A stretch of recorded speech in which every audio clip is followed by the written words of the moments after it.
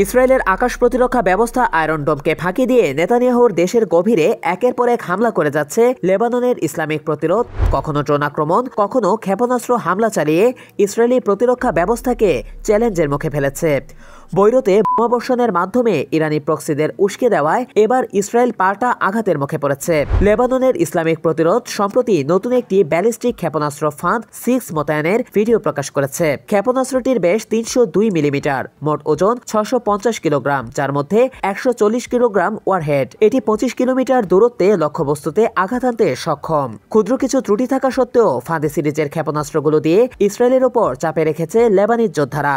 ফদিওয়ান নামের একটি 220 মিমি calibre rocket, যা মাল্টিপল রকেট লঞ্চার থেকে নিক্ষেপ করা হয় এবং এর সর্বোচ্চ রেঞ্জ 80 কিলোমিটার। আরেকটি 302 মিমি ক্যালিবার রকেট 105 কিলোমিটার দূর পর্যন্ত আঘাত আনতে সক্ষম। হিজবুল্লাহ এসব রকেট ব্যবহার করে ইসরায়েলের লক্ষ্যবস্তু এবং হামলার পরিসীমা আরও বাড়িয়েছে। এই পরিস্থিতি ইসরায়েলের প্রধানমন্ত্রী বেনিয়ামিন নেতানিয়াহুর জন্য বড় চ্যালেঞ্জ হয়ে দাঁড়িয়েছে। লেবানিজ যোদ্ধারা ইসরায়েলি শহরগুলোতে পাল্টা আক্রমণ চালাচ্ছে। সর্বশেষ হামলায় ইরান সমর্থিত গোষ্ঠী ইসরায়েলের দিকে 10টি ক্ষেপণাস্ত্র নিক্ষেপ করেছে, যার মধ্যে কিছু প্রতিরোধ করা সম্ভব হলেও বাকিগুলো লক্ষ্যবস্তুতে আঘাত এনেছে। লেবাননের ইসলামিক প্রতিরোধ ইসরায়েলের 4টি নতুন হামলার দায় স্বীকার করেছে।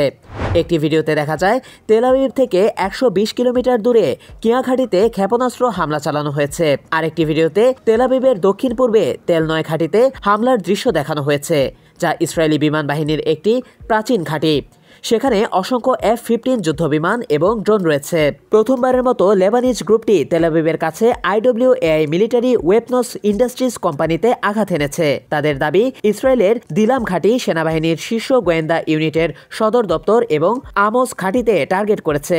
ইসরায়েলের হাইফা শহরের মেয়র ইয়োনা ইহাবলি লেবাননের ইসলামিক প্রতিরোধের ব্যাপক হামলায় গভীর উদ্বেগ প্রকাশ করেছেন।